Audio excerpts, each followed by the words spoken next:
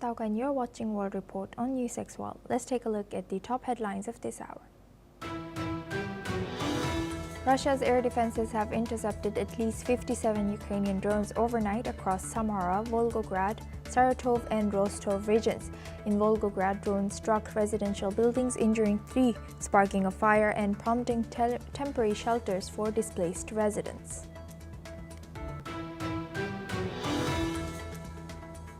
Britain plans its toughest asylum policy overhaul inspired by Denmark. The Labour government will cut housing and weekly allowances for certain asylum seekers, targeting those who can work but do not or who break the law, prioritizing support for contributors to society.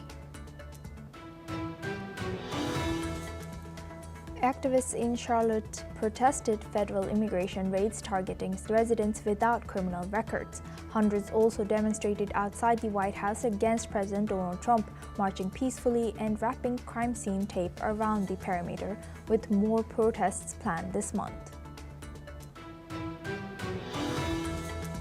Thousands of Mexicans have staged Generation Z protests after the public murder of an anti-crime mayor, with demonstrations in Mexico City as local public safety secretary Pablo Vazquez said 100 police were injured, 40 hospitalized along with 20 civilians, while authorities made 20 arrests and issued 20 administrative sanctions. U.S. President Donald Trump purchased at least $82 million in corporate and municipal bonds from late August to early October, including companies benefiting from his policies, according to financial disclosure released. China has sent a Coast Guard ship formation through the Japan-administered Senkaku Islands on the rights enforcement patrol, escalating tensions after Japan's newly elected prime minister stated her public defense posture on Taiwan. The move marks a sharp intensification of the diplomatic clash between the two nations. At least 6 people were killed and dozens injured when an illegal fireworks factory exploded in Hyderabad Division, Sindh, Pakistan. The blast sparked a major fire and building collapsed. Rescue teams fear more victims are trapped inside, and authorities have launched a full safety investigation.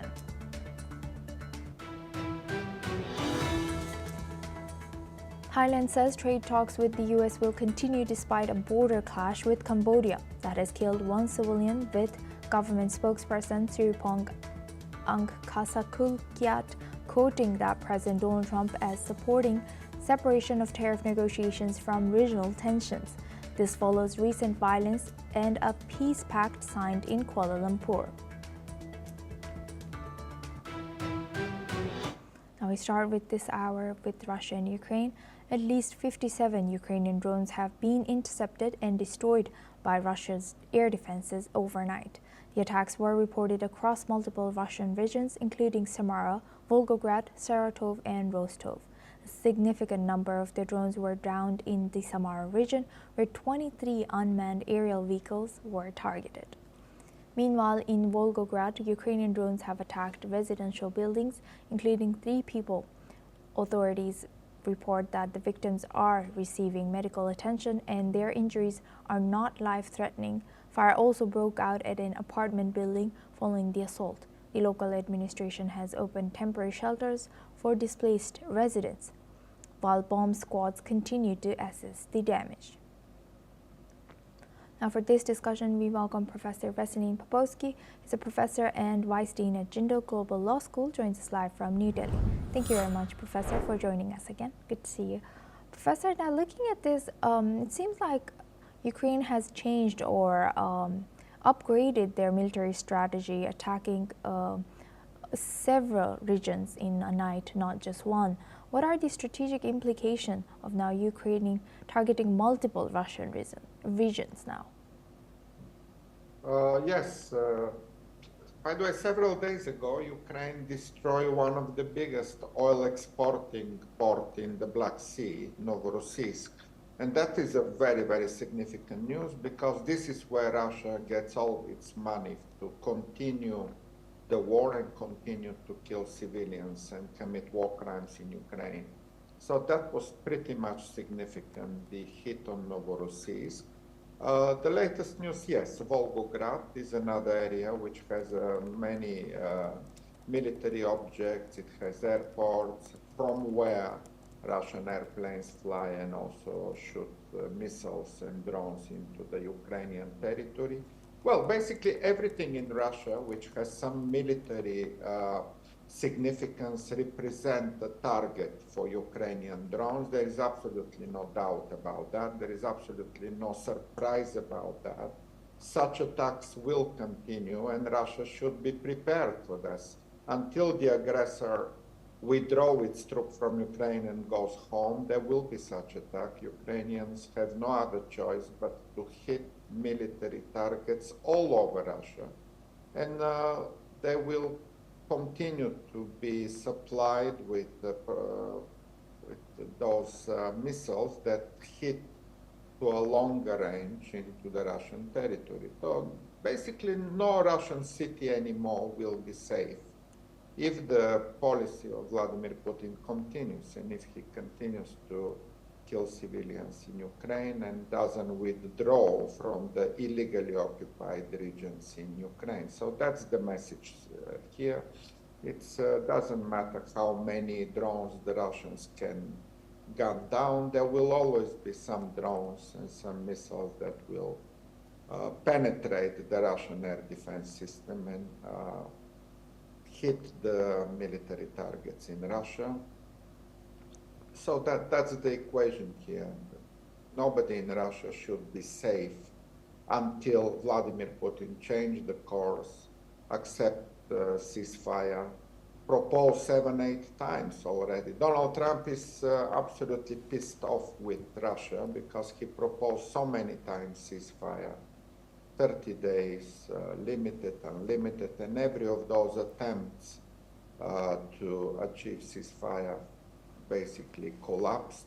The diplomacy collapsed. There are no talks anymore between Washington and Moscow. There is an exchange of threats between the two.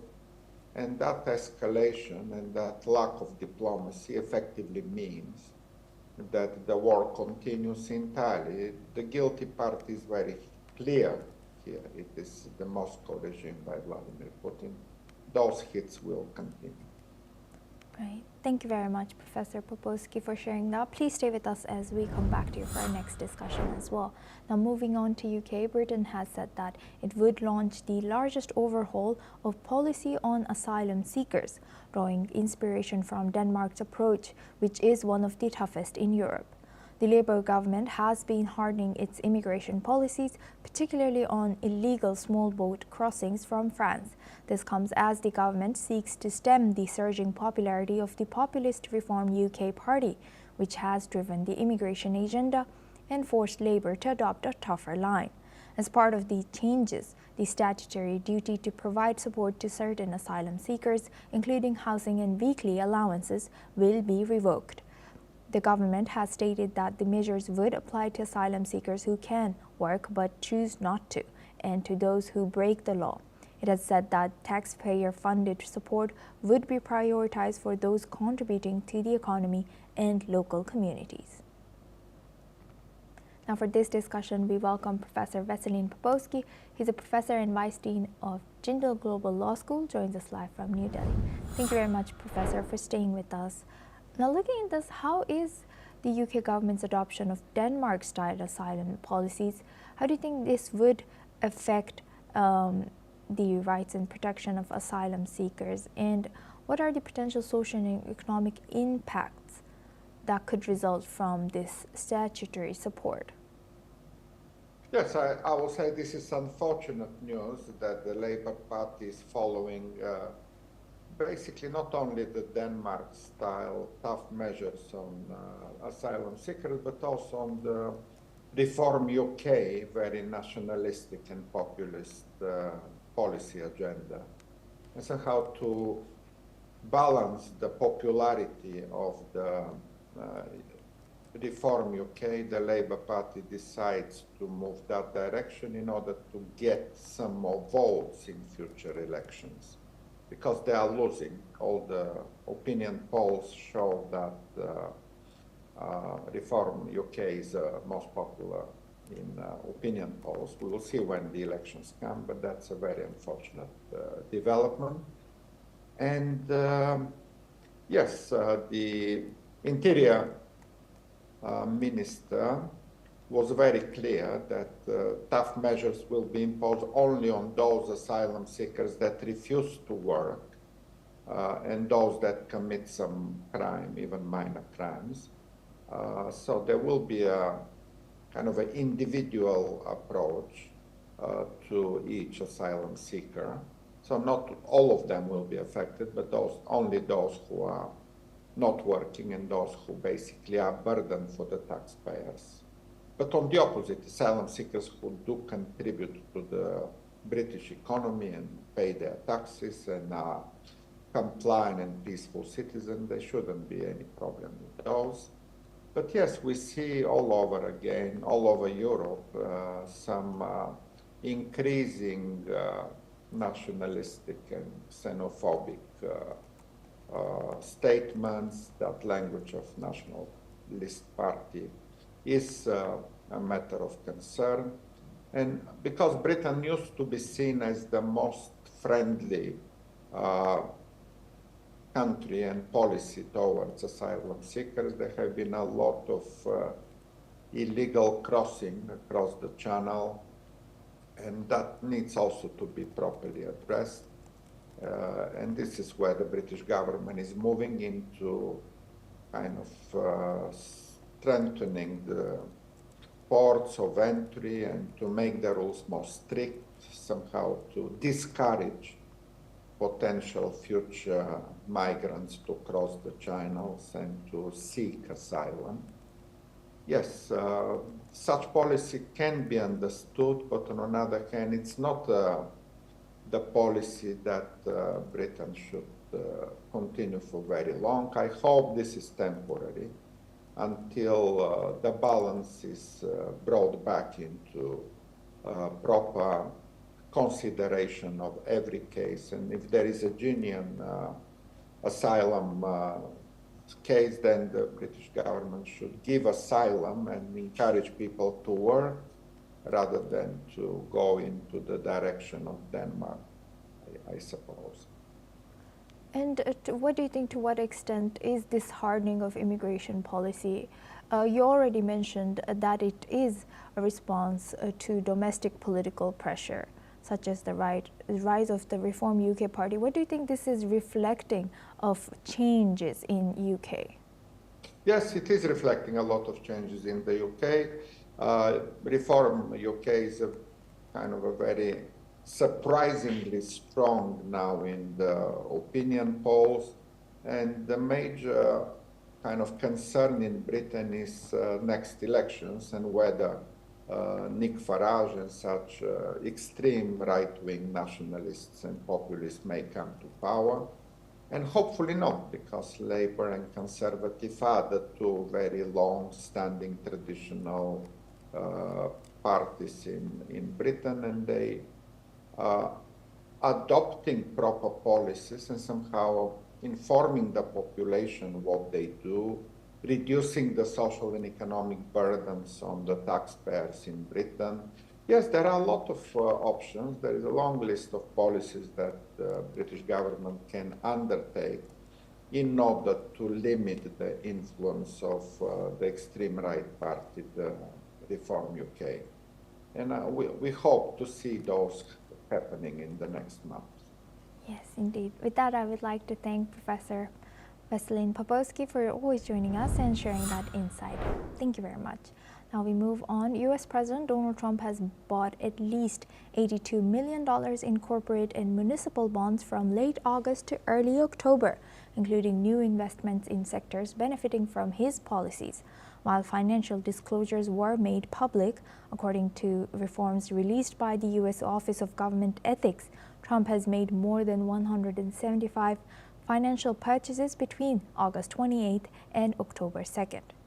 The disclosures were filed under the 1978 Ethics in Government Act, which do not specify exact amounts for each transaction and instead list them within broad financial ranges. The maximum total value of the bond purchases have exceeded over $337 million.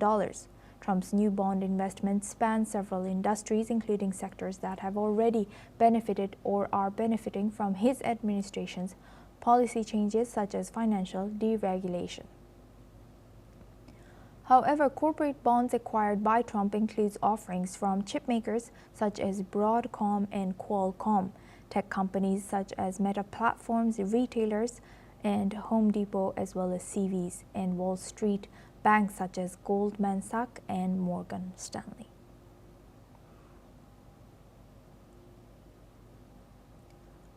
Now we move on. A delegation from the Caribbean community will meet British officials this week to discuss reparations for slavery and colonialism. CARICOM advocates say addressing the historical injustices of slavery and their lasting effects, including racism, is long overdue. The plan includes calls for a formal apology, education programs, debt cancellation, and monetary compensation. The visit runs from November 17th to 20th and aims to strengthen partnerships and promote public education on the reparations agenda. Reparations debates have faced opposition in Europe, with leaders like British Prime Minister Keir Starmer preferring to focus on the future. Still, the issue was highlighted at last year's Commonwealth Summit, where leaders agreed the time had come to discuss it. A 2025 poll shows most Britons remain unaware that over 3 million Africans were forcibly transported to the Caribbean. Now for this discussion, we welcome Robinder Sachdev. He's an international affairs expert, joins us live from New Delhi. Thank you very much, sir, for joining us again. Good to see you.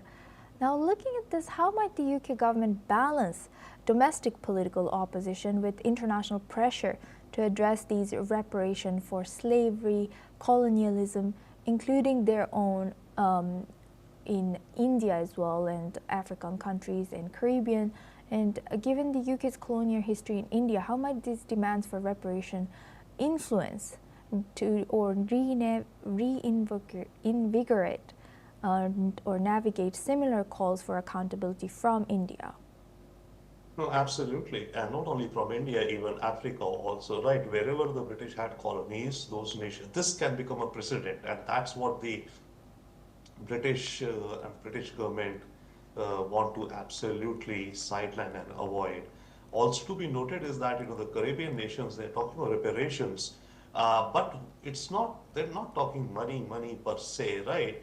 They're talking much more equity, and also what's happening, you see the COP is happening right now, the issue of climate change and all. Yes. What seems to be happening is that the West is tightening its purse, especially for development fund and development financing, right? Even the US has cut down, USAID is, disbanded. Climate change, none of those, monies are coming in for sustainable development and such. Many of these nations are island nations. The issue of water, drinking water also. So within that context, the reparations they're asking for is more in a sense of that going forward, the UK should step up with some formulas wherein, these nations, their interests are somewhat addressed. So that's one issue. The second for the British is obviously, it will open up a Pandora's box, a precedent with Africa, South Asia, why India, Pakistan also, right? So it will open up a Pandora's box. And then not only the British, it could set a trend for other erstwhile colonial powers also. The French have been, the Germans have been, the Dutch have been, the Spaniards have been, the Portuguese have been. So though, the British are not concerned with what other Europeans face, but still at the same time, I think other governments also at least keeping an eye out on these developments. And do you think that this, to what extent could this UK's response to CARICOM's reparations agenda sets a precedent for, you already mentioned that this could set a precedent. Do you see this President Modi's government also joining this and asking or Keir Starmer, or British Prime Minister, to acknowledge and negotiating on educational programs, monetary compensation. Even in a lot of Indian movies, we see that Kohinoor issue come up a lot. Do you think this could take place sometime? Yeah, it could, especially the cultural artifacts on which, there already have been, let's say, steps taken and all. But I think on the whole, there would be another optics or another geopolitics which will play out. India would not want to be seen as, asking the UK of some favors. India thinks itself as a world economy now and not dependent upon, doles. But yes, if it is to kind of rectify, if not rectify, if it is to kind of, create some, acknowledgement of the past, of the past slavery and related injustices and cruelties, then I think India could, but it will not be perhaps, that's what I think, perhaps it will not be in terms of reparations. Even the Caribbean folks, yeah, they are asking somewhat a mix of more involvement in the policy and reparations, as in, financing, development financing, not reparations directly. India will probably not do that. That is my sense. Right. And lastly, how might this lack of public awareness within British citizens in UK regarding the scale of transatlantic slave trade and also the colonial past of UK, including the past with India, affect the political feasibility and public reception of these reparations initiatives? No, absolutely. I mean, I think humanity and nations have been absolutely insular, not caring concerning of what, hardships they've caused in the past. America is one big example of slavery. The entire continent of Africa, starting off from Liberia, they could be suing or asking for reparations. In fact, they should be. Okay, Yes. so this whole discussion, definitely I think it is good because it brings the former masters, to account. It holds them to account. It reminds them as to what they've done. But it's not only to remind them. The point is, moving forward, can there be more equity in the global theater? So another one, nation which could look at it with deep interest. We were talking only Europeans. I would say, why not America? Because America would face, should face then calls for reparations from the hundreds of thousands of slaves which were taken for cotton plantations. America is built upon that. 100%. Yes, indeed. Indeed, many countries are built upon that.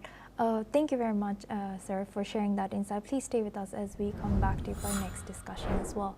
Now, moving on, in Colombia, residents of Mondomo in the Cauca department are surveying the damage following a powerful explosive attack carried out by FARC dissidents. Images from the area show destroyed homes and damaged businesses, leaving the community in shock. Authorities have strongly condemned the assault, which targeted the civilian population. The attack has further heightened concerns over the safety of local residents as tensions continue in the region. Let's listen to what was said. Antes, gracias a Dios, no me agarró aquí en el negocio, que ya estaba para salir. Cuando me dijeron, el negocio suyo está destruido, y entonces yo me vine a asomar y claro, estaba que no servía ni un envase de gaseosa para decir. Con reparaciones, somos ataque constante y nosotros ya queremos, por favor, pues vivir en paz. No estamos ni a favor de un bando ni a favor del otro. Lo que queremos es que nos vean como población civil trabajadora, que queremos producir, trabajar, generar ingresos, generar progreso y que esta zona viva en paz. Hoy nos duelen como nunca nuestros pobladores. Bueno, venimos en una arremetida muy fuerte durante estas últimas semanas en el departamento del Cauca, la cual como gobierno departamental rechazamos contundentemente y nos solidarizamos, por supuesto, con todas las víctimas. Esto es un atentado directo a la población civil, un atentado al derecho internacional humanitario. No se respeta absolutamente nada en el departamento del Cauca. Now for this discussion, we welcome back Ravinder Sachdev. He's an international affairs expert, joins us live from New Delhi. Thank you very much, sir, for staying with us.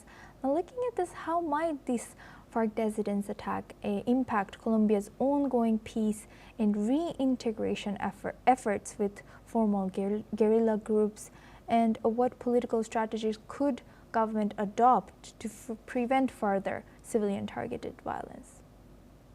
I mean, this attack itself is kind of, proof or evidence that the peace process the government is trying is facing challenges. The point is one, FARC, the left extreme group, they signed a peace accord with the government back, I think, in 2016. And remember, Colombia has traditionally been ruled by the right wing of the, aisle. So the left extremists, they signed an accord with the central government, which was right aligned. They say that the peace agreement has not been upheld. In the peace agreement, there were topics of land reform, rural development, and pardon of the combatants who had laid down their arms. Now, after a long time, actually the central government is ruled by a left-leaning regime, right? Which also definitely does not want violence. So the FARC groups, they've also split up between themselves. They've disintegrated or splintered. There's splintered groups which are out there, and on top of it is the issue of cocaine, the Mexican cartels, the Brazilian gangs, the European networks, who are all wanting access to the Amazon River corridors for transportation of cocaine, the coast, access to the coast and rural areas, and the economic incentives therein. So it's a bunch of these factors which is leading to this current phase of violence in Colombia, I would think and say. And how do you think, how is this affecting Colombia's international image? Oh, once again, it is, reminding the world that Colombia, it's impacting negatively without doubt. It is impacting negatively without doubt. And once again, the issue of, it's both things mixed, or all three things mixed, cocaine, rural poverty, and, and violence, and money and gangs, and ideology also thrown in. So it's a complicated scenario there. Plus, the United States is also now, looking to this region is under the microscope of the US also. So let us see how that pans out. But the image, if you ask me, yes, it definitely brings a negative impact to the image and even reality. In such situations, the domestic economy, the daily lives are disturbed. So that's not good for the development progress of Colombia itself. Right. And what are we to make of the current US and Colombia, and also, as you rightfully mentioned, so many parties, including Europe, is involved in trying to get access to their resources? Or what do you think Colombian government should do to protect their sovereignty? See, that's a tall question, but what the Colombian government is doing at present with respect to the violence with the FARC splinter groups which is out there and other groups, I think they're talking about a process which they call or refer to as peace with all. That is, there are multiple groups, so the government is going not in a case by case, but one by one. It's trying to, in a single initiative, talk about peace to all the warring groups in the country. So that's one thing that the government is doing presently. With that, I would like to thank Sir Ravinder Sachdev for joining us today and sharing that insight throughout our news. Thank you very much. That's all we have time for. Keep watching NewsX World for more news updates from around the world.